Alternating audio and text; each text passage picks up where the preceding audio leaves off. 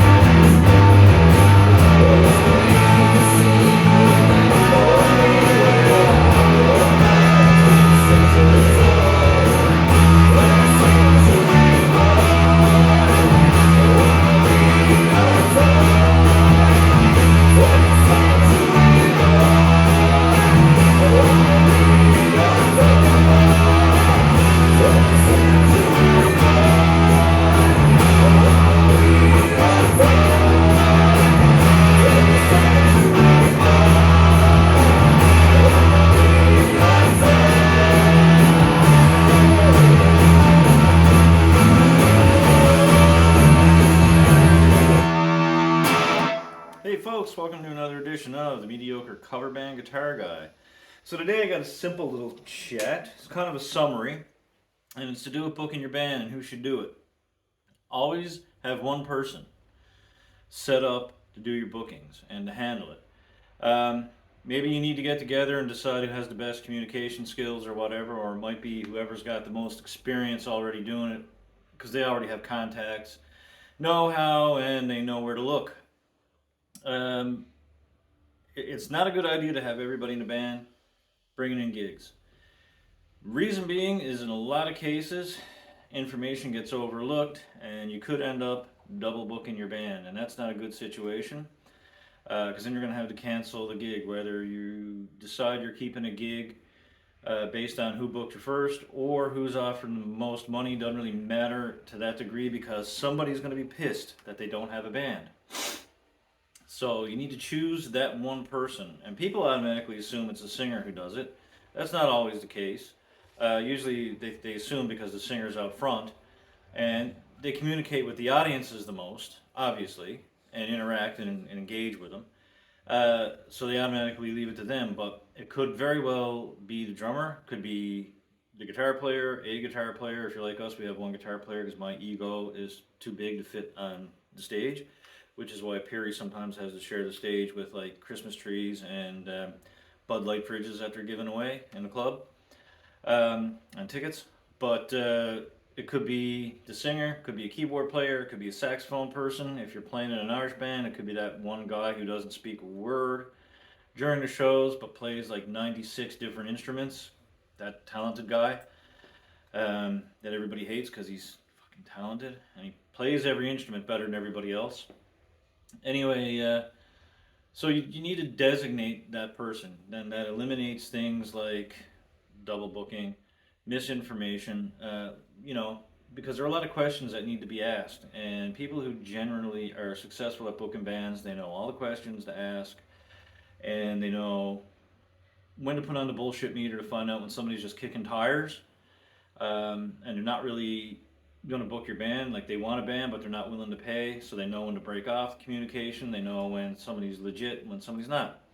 So when you do that and you leave it to one person, 99.99 whatever percent of the time you're going to be successful in getting the gig when you leave it to that one individual. And the reason I say that and why it's important is because if you're in a cover band situation, you should treat your band like a business. And people might find that funny, but in actuality, you really, really should treat your band like a business and build customers or clientele, people that you're going to deal with on a regular basis, and have a rapport.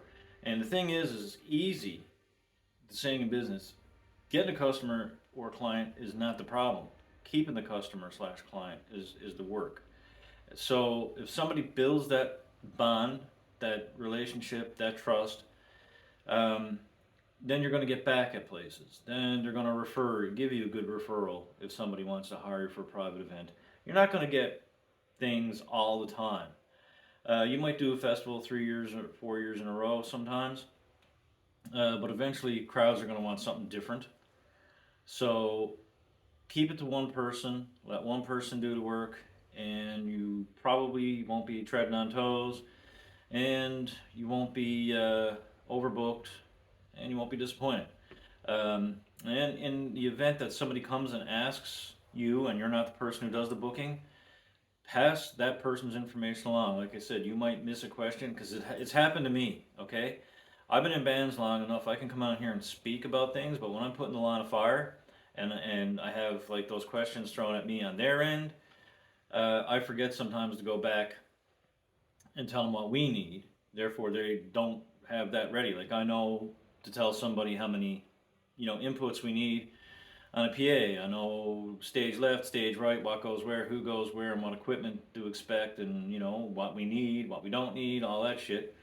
But then there's small stuff like, well, not even really small stuff. If you're going out of town, meals, places to stay, what time to be there, who else is on there, and what equipment you need to bring. Plus money, all that stuff. So the person that's used to doing it on a day in, day out basis will remember to ask those questions 9 out of 10 times. So just leave it to that one person, folks. Anyway, that's it for me. I just wanted to get that off my, I don't even know if it was on my chest or whatever. But anyway, have a good Sunday. I'm going to go watch some football. Cheers.